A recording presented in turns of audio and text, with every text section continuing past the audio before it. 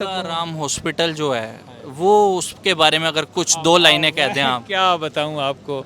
अब यही वो बात आपने अजीब मुझे छेड़ रहे हैं, मैं इससे हटना चाहता हूं। गंगाराम हॉस्पिटल, गंगाराम एक अजीम इंसान था। उसने बहुत काम किए, पावर हाउसेस बनाए, हॉस्पिटल बनाए, घर लोगों को बना के दिए।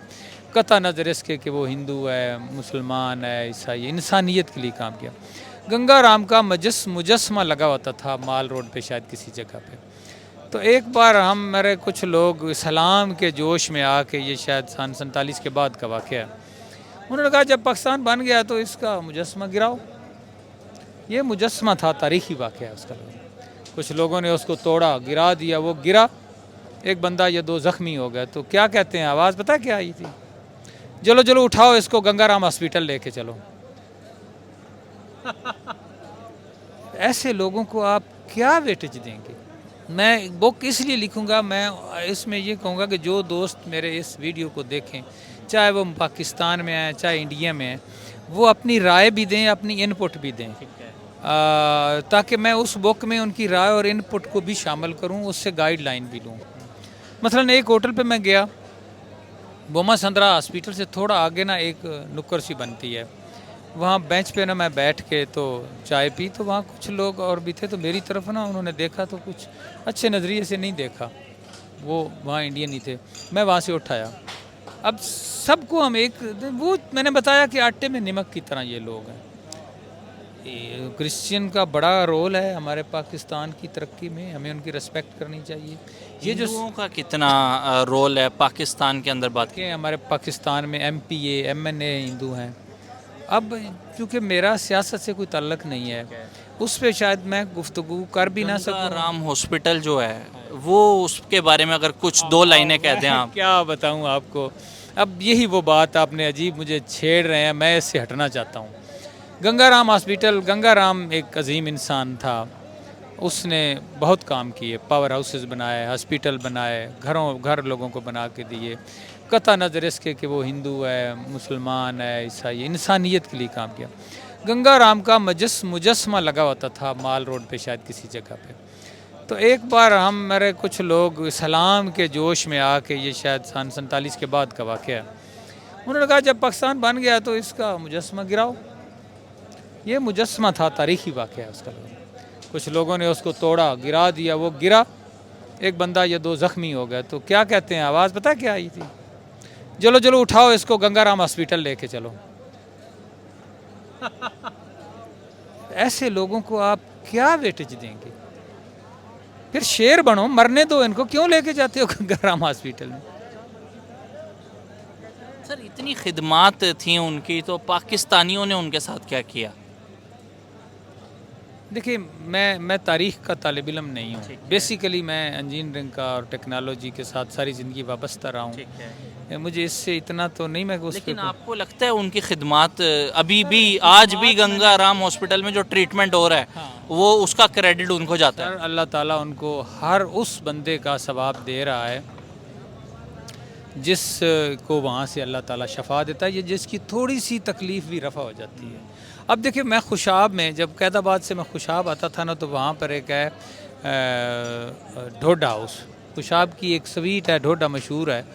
वहाँ पर ना मैं वहाँ बैठ जाता था, चाय वाय पीता था और फिर थोड़ा सा रिलैक्स करके आगे जाता।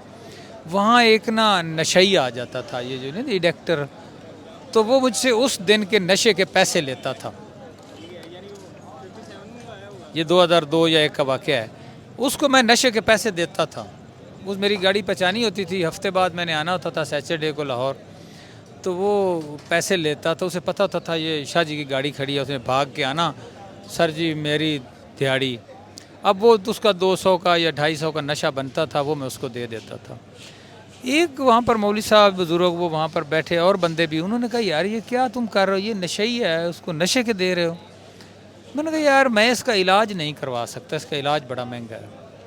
जब नशई को नशा नहीं मिलता ना, तो उसको जितना दर्द होता है ना उसके जिस्म में, उसका तुम अंदाज़ा नहीं कर सकते। मैंने 1-2 बंदों को तड़पते देखा है, और कुछ नहीं तो एक लम्हे का उसका दर्द तो ख़त्म हो जाता है ना। इस वजह से कि उसका थोड़ा सा दर्द रिलीफ हो जाए, मैं उसको नशे के पैसे दे देता था। अब कुछ अपनी अपनी सोच है। एक बंदा सोचता होगा कि ये एक बंदे का दर्द जो है आधे घंटे के लिए या 24 घंटे के लिए उससे उसको बचाव देता है। एक कहता होगा ये कितना गंदा आदमी है, ये नशे वालों को प्रमोट करता है, नशा उसको करवा रहा है। अब ये सोच का, ये सारा सोच का मसला है। इन्हें राज दियाँ गल्लां नहीं मैं किन्नू किन्नू दसां हैं जी। बजुर्गां ने फकीरां दी धरती है सारी पंजाब, फकीरां दियां गल्लां, ये राज दी गल है। जब मैंने उसको कहा कि मैं तो सिर्फ इसको उस दर्द की वजह से देता हूँ, मैं इसको नशे पे प्रमोट नहीं कर रहा, तो फिर वो चुप हो गया। ऐसे ही मिसाल के तौर पे कि मैं बुक इसलिए लिखूँगा, मैं इसमें ये कहूँगा कि जो दोस्त मेरे इस वीडियो को देखें, चाहे वो पाकिस्तान में आए चाहे इंडिया में आए, वो अपनी राय भी दें, अपनी इनपुट भी दें, ताकि मैं उस बुक में उनकी राय और इनपुट को भी शामिल करूं, उससे गाइडलाइन भी लूं। और इस किताब को जो आपने वीडियो के अंदर कलम बंद करने का सोचा है कि वीडियो की शक्ल में भी मैं किताब का मैसेज जो है वो व्यूअर्स तक पहुंचाऊं, इसके पीछे क्या वजह थी? इसके पीछे यही वजह थी कि जो मैंने दुख देखे लोगों के वहाँ, माँ बाप के, वो चीज़ें थीं। फिर ये चीज़ मैं दिखाना चाहता हूँ कि इन चीज़ों को आप भूल जाएं। ये जो लोग कहते हैं कि जी आपने हिंदुओं का जूठा खा लिया, उसने ये चीज़ें पुरानी ख़त्म करें इनको, ठीक है, ये ख़त्म होनी चाहिए। मैं इसका मैसेज दूंगा। दूसरा ये चीज़ है कि मैं देखना चाहता हूँ कि जब हमारे इंडियन भाई वो टेक्नोलॉजी में इतना आगे आगे चले गए हैं, मेरी रिक्वेस्ट होगी कि जब वो मेरी ये पढ़ें तो वो हमें बताएं कि ये टेक्नोलॉजी और इंजीनियरिंग इकट्ठी कैसे हो गई, वोकेशनल को वो कैसे प्रमोट कर रहे हैं। यहाँ तो वोकेशनल के नाम पे ज़कात भी खा रहे हैं, सारे नैबटेक के जिसके जो कोई फंड आता है वो भी दबी जा रहा है, लेकिन वोकेशनल अपलिफ्ट नहीं हो पा रहा। उसके ऊपर क्या मेजर्स लेने हैं उस तरफ कोई ध्यान नहीं दे रहा। हुकूमत उसके लिए पैसा भी दे रही है, नैबटेक पैसा दे रहा है, PSDF पैसा दे रहा है, लेकिन उनके अंदर स्केल क्यों नहीं आ रही। मसलन मैं हैवी मैकेनिकल कम्प्लेक्स, एक बड़ी फर्म है पाकिस्तान की, HMC टेक्सला, मैं वहाँ था। ये BSc इंजीनियर को रखते थे, प्रिंटर्स इंजीनियर, ये बेचारे वहाँ आते थे, होते थे किताबों से थे, तो ये सिर्फ ऐसे घूमते थे 1 साल पूरा, जैसे चिड़िया घर में एक बच्चा आ जाता है जो बंदर को देखता है। उन्हें पता ही नहीं होता था कि मशीन क्या चीज़ है, कैसे काम करती है। साल पूरा रगड़ा खाने के बाद फिर ये असिस्टेंट मैनेजर होते थे, जबकि हमारा बीटेक ऑनर लड़का आते ही काम को टेक अप कर लेता था। लेकिन चूंकि उसके पास इंजीनियरिंग काउंसिल की एफिलिएशन नहीं है, वो बेचारा एक स्टेप नीचे रगड़ा खाता रहता है। अब मेरा ये क्वेश्चन है कि मुझे इंजीनियरिंग काउंसिल का कोई बंदा अगर सुन रहा है तो खुदारा इतना बताए कि टेक्नोलॉजी से उसे क्या वैर है, और अगर ये इतनी बुरी चीज़ है जिसको आप बर्दाश्त नहीं कर पा रहे तो इसको बंद कर दो। और यूनिवर्सिटियों के बाहर से जो लिखते हो बड़े फ़ख्र से university of engineering and technology, ये लफ्ज़ ही ख़त्म कर दो टेक्नोलॉजी का। आज जने बनो, शेर बनो, सिर्फ लिखो यूनिवर्सिटी ऑफ इंजीनियरिंग, फिर मैं देखूं तुम्हारी डिग्री की वर्थ क्या है। नाम टेक्नोलॉजी का लेकर डिग्री बेचते हो और टेक्नोलॉजी से तुझे नफरत है। कैसे जालिम लोग हो, इस मुल्क के बड़े दुश्मन हो तुम लोग। किसी ने तुमको बताया ही नहीं, तुम फिरौन बने बैठे हो। और मैंने 91 में डिग्री की, और जब मैंने एग्ज़ाम दिया पब्लिक सर्विस कमीशन का, उसमें 350 लड़का था, एक भी इंजीनियर क्वालिफाई नहीं कर सका। तीनों बीटेक ऑनर सिलेक्ट हुए थे। ये डरे हुए इसलिए हैं कि अगर इसको इकट्ठा कर दिया तो ये बहुत से इदारों में बीटेक ऑनर छा जाएंगे। ये थ्योरी लिए फिरते हैं और कुछ नहीं है इनके पास। हम मैंने फील्ड में देखा है, मैंने कई मैं बंदों को देख चुका हूँ, मिल चुका हूँ। जब मैं उनसे किसी प्रोजेक्ट पे बात करता हूँ तो 2 मिनट बाद उनकी गिग्गी बंद हो जाती है, बात नहीं कर पाते। मैं चैलेंज कर रहा हूँ ना, इंजीनियरिंग काउंसिल का कोई चेयरमैन सुन रहा होगा, डायरेक्टर सुन रहा होगा, मेरा नाम शाह सवार है, उसे कहो मुझे किसी फोरम पे बुलाए UET में या कहीं।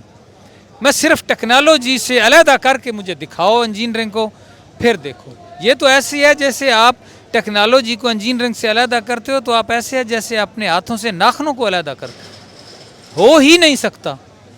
और जब बीटेक ऑनर की डिग्री आती है तुम्हारे माथे पे बाल पड़ जाते। जिन्होंने तरक्की करनी थी उन्होंने शुरू दिन से इन मसलों को एक मीटिंग पे ही हल कर लिया था कि what is technology, what is engineering, how we will cash both. यही वजह है कि आज वो पूरी दुनिया में अपना पे छा चुके हैं, और भी इंडिया और भी आगे जाएगा। क्या कसूर है उन बच्चों का? उस माँ का क्या कसूर है जो पैसे खर्च करके बच्चे को देती है? उस गरीब बाप का क्या कसूर है? तुम फिरौन बने बैठे हो, उसका स्टेटस क्यों नहीं फाइनल करते? 91 से 81, 82 से ये चीज़ लटक रही है और पाकिस्तान में उसका फैसला नहीं हो रहा। खाक हमारे यहाँ टेक्नोलॉजी और इंजीनियरिंग ने तरक्की करनी है। जिन्होंने तरक्की करनी थी उन्होंने शुरू दिन से इन मसलों को एक मीटिंग पे ही हल कर लिया था कि what is technology, what is engineering, how we will cash both. और यही वजह है कि आज वो पूरी दुनिया में अपना दुनिया लो पे छा चुके हैं और भी इंडिया और भी आगे जाएगा। इनका कोई कला कुमा करे। मेरी गुजारिश है चीफ ऑफ आर्मी स्टाफ से, मेरी गुजारिश है तमाम जो हमारे चीफ मिनिस्टर हैं, हमारे प्राइम मिनिस्टर हैं, कि इनको बुला के पूछें, मुझे बुलाएं, मैं उनसे पूछता हूँ बताओ मुझे कोई तो स्टेटस होगा ना बीटेक ऑनर का, ना करो इंजीनियरिंग के साथ, कोई तो स्टेटस है ना। जब उस डिग्री की अगर कोई स्टेटस नहीं तो फिर इतने डिग्रियों के खर्चे, इतनी वर्कशॉपें, इतने कॉलेज ऑफ टेक्नोलॉजी क्यों बनाए? गवर्नमेंट का पैसा क्यों खर्च करवा रहे हो? ख़त्म क्यों नहीं कर देते? कोई स्टेटस तो है ना, 19, 20, 50 कोई वर्थ तो है। Just clarify the worth of BTech honour. आज तक वो नहीं हो सका।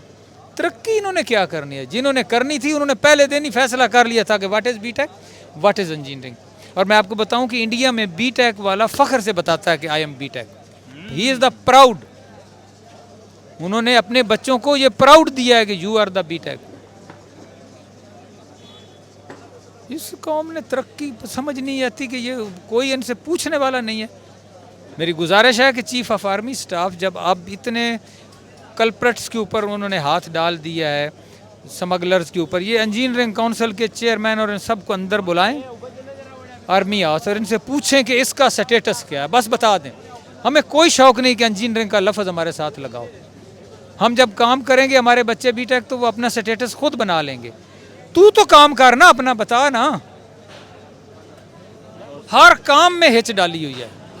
हाई कोर्ट तक, सुप्रीम कोर्ट तक हमारा केस गया है। बच्चों ने, हमने पैसे डाल के अदालतों में वकीलों की फीसें दी, कोई फैसला नहीं है, दबाया हुआ। और इसीलिए हमारा मुल्क तरक्की नहीं करता।